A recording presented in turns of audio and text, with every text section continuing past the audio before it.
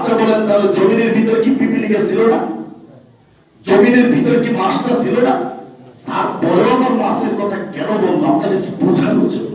বুঝেন একটু যে একটা গর্তের পিপিলিকা পর্যন্ত এই ছাত্র শিক্ষকের জন্য দোয়া করে, যারা কোরআনের শিক্ষা শিক্ষিত হয়।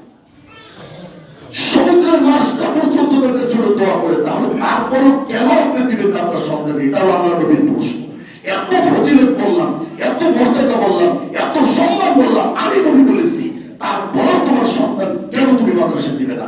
কেন তুমি কোরআনের শিক্ষা শিক্ষিত করবে না? কেন দিবে না? বলো। এই হাদিস যদি তোমার কাছে না বুঝতো, এই হাদিস যদি তুমি না জানতে, তাহলে তুমি একটা অভিযোগ পেশ করতে পারতো আল্লাহ। হাদিস জানার পরে কথা দেবে। তারপরে একটা হাদিস শুনে আবু দারদা রাদিয়াল্লাহু তাআলা আনহু বর্ণিত, তিনি বলেন, "কাল সামিতু রাসূলুল্লাহ সাল্লাল্লাহু আলাইহি ওয়াসাল্লাম ইয়াকুলু মান সালাকা তরিকান ইয়াতলুবু ফীহি ইলমান", যে ব্যক্তি বাড়ি থেকে বের হলো ইলম অন্বেষণ করার জন্য, ইলম খোঁজ করার জন্য, ইসলামের জ্ঞান ভিতরে নেওয়ার জন্য, তালাশ করার জন্য পাগল হয়ে গেছে। আমি একটি নামাজের মাসআলা জানি না, আমি একজন আলেমকে খুঁজছি, আমি একজন মাওলানা সাহেবকে খুঁজছি, এজন্য সে বাড়ি থেকে বের হয়েছে। দেখেন, এজন্য কিন্তু শর্ত করা হয় না বাড়ি থেকে আপনাকে পাঞ্জাবি টুপি পরে বের হইতে হবে, এটা কিন্তু বলা হয়। যে কোনো ব্যক্তি সাধারণভাবে বলা হয়েছে যে বের হবে। আল্লাহ নবী বলছেন, মান সালাকা তরিকান ইয়াতলুবু ফীহি ইলমান সালাকাল্লাহু বিহি তরিকান মিন তুরুকিল জান্নাহ। এই একটা মাসআলা, একটা নামাজের ফতোয়া, একটা কোরআনের হরফ শিক্ষা বা যে কোনো ইসলামের একটা জ্ঞান শিক্ষার জন্য যদি বাড়ি থেকে বের হন, এই ওসিলায় আল্লাহ আপনার জন্য জান্নাতের রাস্তাকে সহজ করে দেবেন। সুবহানাল্লাহ। এর মানে ওই অবস্থায় যদি কেউ বাড়ি থেকে বের হয় একটা জ্ঞান শেখার জন্য, কোরআন শেখার জন্য, একটা আরবি হরফ পড়ার জন্য, আল্লাহ নবী বলেছেন এই অবস্থায় যদি সে মৃত্যুবরণ করে, তাহলে ওই অবস্থায় তাকে জান্নাত দেওয়া হবে। সুবহানাল্লাহ। জান্নাত। প্রিয় ভাইরা আমার, আল্লাহ নবী বলেছেন, ওয়া ইন্নাল মালায়েকা লা তাদউ আজনিহাতিহা রিদাল লিতালিবিল ইলমি। আল্লাহু আকবার। আল্লাহ নবী বলেছেন, আসমানের যত ফেরেশতা রয়েছে সমস্ত ফেরেশতারা একজন ছাত্রের জন্য, যেই ছাত্র মানে যে শুধু মাদ্রাসার ছাত্র হইতে পারে না, বলছি যে ব্যক্তি ইসলামের একটা ফতোয়া, একটা মাসালা, একটা যে কোনো একটা কোরআনের শব্দ শেখার জন্য যে ব্যক্তি বাড়ি থেকে বের হবে, সেই তালবেলেন, সেই একজন জ্ঞান অন্বেষণকারী, এই ব্যক্তির জন্য বলা হয়েছে, আল্লাহ নবী বলছেন যে আসমানের সমস্ত ফেরেশতাদের পাখা ডানা তাদের জন্য বিছিয়ে দেওয়া হয়েছে। এখন কেন দিবেন না? এখন কেন আপনি না শিখে বাড়িতে বসে থাকবেন? আপনাকেও শিখতে হবে, আপনার সন্তানকেও শিখতে হবে। কেন? আমি আল্লাহ নবীর হাদিস শুনছি যে নবীর ফেরেশতা, আল্লাহর ফেরেশতা যারা রয়েছে, জিবরাইলের ফেরেশতা পাখা আছে 600টা। তার একটা ডানা যদি পৃথিবীতে পড়ে তাহলে কি অবস্থা হবে বুঝেন? পৃথিবী অন্ধকার। এরকম 600 ডানা রয়েছে। আল্লাহ নবী বলছেন, সমস্ত ফেরেশতারা, তুমি যদি একটা আলিম পড়ার জন্য বাড়ি থেকে বের হও, ফেরেশতারা তোমার জন্য ডানা বিছিয়ে দেয়। সুবহানাল্লাহ। কি হাদিস! একটা হাদিস জীবন পরিবর্তনের জন্য যথেষ্ট। একটা সন্তানকে মাদ্রাসায় দেওয়ার জন্য একটা হাদিসই যথেষ্ট। কেন আমি দেব? আমার সন্তানকে ফেরেশতারা বর বিছিয়ে দেয়। বড় বড় মন্ত্রী, প্রধানমন্ত্রী, প্রেসিডেন্ট, এদের জন্য আপনার কি দেওয়া হয়? লাল গালিচা দেওয়া হয়। আর আল্লাহ নবী বলছেন, আপনার সন্তানের জন্য ফেরেশতারা গালিচা বিছিয়ে দিয়েছে, তাদের বর বিছিয়ে দেবে, তাদের ডানা বিছিয়ে দেবে। আমি কি এমনি সামনে দেব মাদ্রাসায়? আমি কি ব্যবসার জন্য দেব যে আমার সন্তান বড় হয়ে আলেম হবে, ব্যবসা করবে, বড় কারি হবে, মাওলানা হবে, বক্তা হবে, এই জন্য না। আমার সন্তান এত দামি, এত দামি যে ফেরেশতারা পর্যন্ত তাদের পাখা বিছিয়ে দেবে, এই জন্য আমি আমার সন্তানকে পড়াবো। কিন্তু দুঃখের বিষয় হলো সত্য, যেইটাকে মাদ্রাসায় দেওয়া হয় সেটা বলছিলাম না, হয়তো প্রতিবন্ধী, তা না হলে কোনো সমস্যা আছে, নাহলে স্কুলে চলে না, পরীক্ষায় ফেল করছে, শয়তানি বেশি করে, এই যে সমস্যাগুলো আছে এটাকে ধরে মাদ্রাসায় দেওয়া হয়। আর যেটা ভালো স্টুডেন্ট, তাকে ডাক্তার, ইঞ্জিনিয়ার বানানোর চেষ্টা করা, তাকে দুধ, ডিম, কলা সুন্দর করে খাওয়া। আর যেটা মাদ্রাসায় পড়ে তাকে পান্তা মতো দেয়, আছে না নাই?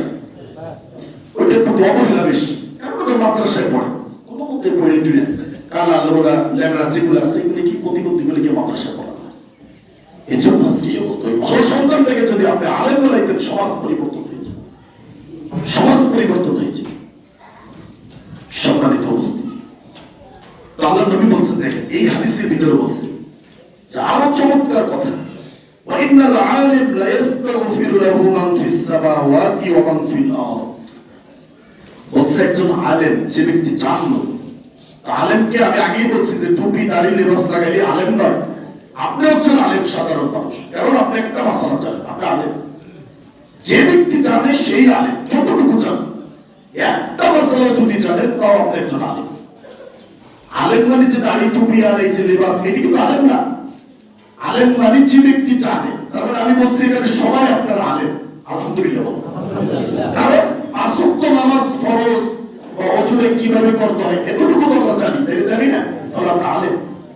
আর কি লাগে আপনার জন্য? কি সুসংবাদ দেখেন, আল্লাহ নবী বলেছেন যে ইন্নাল আলিম লা ইস্তাগফিরু লাহু মান ফিস সামাওয়াতি ওয়া মান ফিল আরদ।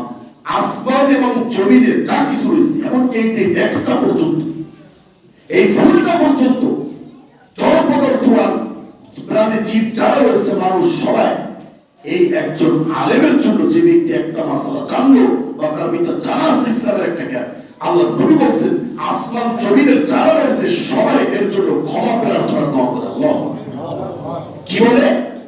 আল্লাহ এই ব্যক্তি ইসলামের একটা মাসালা শিখেছে, এই ব্যক্তি একটা আলিম হরফ শিক্ষা করেছে, একে তুমি ক্ষমা করে দাও, এর পাপ তুমি ক্ষমা করে দাও।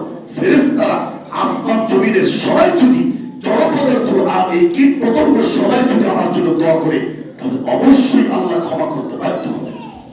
তার মানে একজন আলেম তার কখনোই ক্ষমা থাকতে পারে না।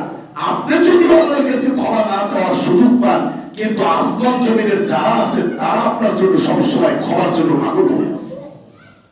এর থেকে সুখকর কি হতে পারে? তাহলে আমি কেন আমার সন্তানকে মাদ্রাসায় পড়াবো? ফেরেশতারা বর দিছে। কেন আমি আমার সন্তানকে মাদ্রাসায় পড়াবো? আসমান জমিনের সবাই আমার সন্তানের ক্ষমার জন্য প্রার্থনা করবে, ক্ষমা প্রার্থনা করবে আল্লাহর কাছে। এই হাদিসের ভিতরে আল্লাহ নবী বলেছেন ইদারু ফি জাওফিল মা, বলছে গভীর সমুদ্রের ওই যে মাছ, পানিতে যে মাছটা থাকে, এই মাছটা পর্যন্ত আপনার সন্তানের জন্য, আপনার জন্য ক্ষমা প্রার্থনা করে, আল্লাহ তুমি তাকে ক্ষমা করে দাও। একটা মাছের কি গোড়া থাকতে পারে? মাছ কি আল্লাহর একটা সৃষ্টি না? এই মাছটাও আপনার জন্য দোয়া করে, আপনার সন্তানের জন্য দোয়া করে। একটা গাছ আপনার সন্তানের জন্য দোয়া করে। একটা পশু পাখি প্রাণী সব কিছু যে কথা বলতে পারে বলতে পারে না, সবাই আমার সন্তানের জন্য দোয়া করবে। এই ফজিলত শোনার পরেও আমার মনটা কি একবার চায় না যে আমার সন্তানটাকে আমি কোরআনের শিক্ষা শিখতে দেবো? অবশ্যই চায়, সবারই চায়। দুনিয়া কতদিন? দুনিয়া বেশি দিন নয়, দুনিয়া শান্তির জায়গা নয়, দুনিয়া খেল তামাশার জায়গা, দুনিয়া একটা ধোকার জায়গা। এই ধোকায় যারা পড়েছে তারা লসে পড়েছে, তাদের ব্যবসা সফল হয় নাই। আর দুনিয়া যাদেরকে বোকা বানিয়ে দিছে তারা কখনোই পরকালে সফল হতে পারবে না। আর দুনিয়াকে যারা বোকা বানিয়ে দিছে অবশ্যই তারা দুনিয়াতে সফল কাম পরকালেও সফল কাম। দুনিয়া ধোকার জায়গা, খেল তামাশার জায়গা। আপনাকে শুধু খেল তামাশার বস্তু আপনার সামনে চাকচিক্য করে দেবে। আল্লাহ নবী বলছেন হুজিবাতিন নার বিশাহাওয়াত ওয়া হুজিবাতিল জান্নাতু বিল মাকারি।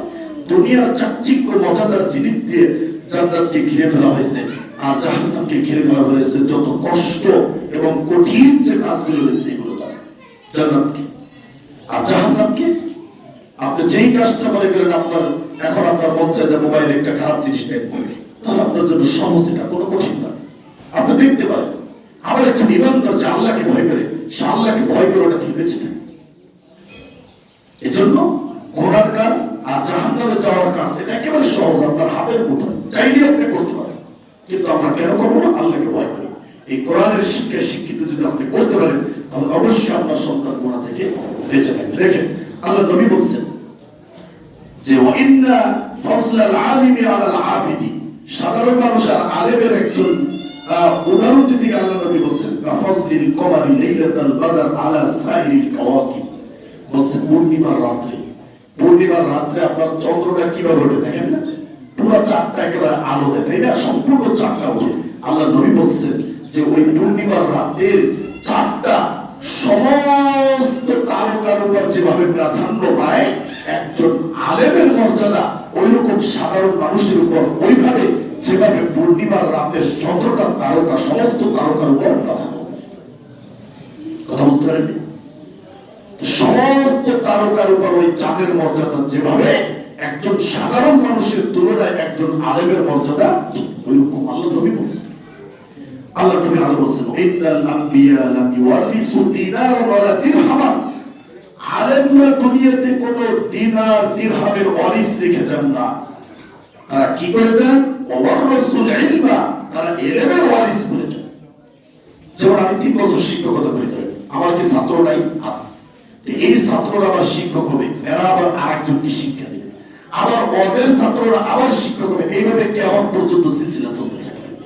তো আমি যাদের কাছে শিক্ষকতা করেছি তাদের উস্তাদ আছে, ওদের আবার উস্তাদ আছে।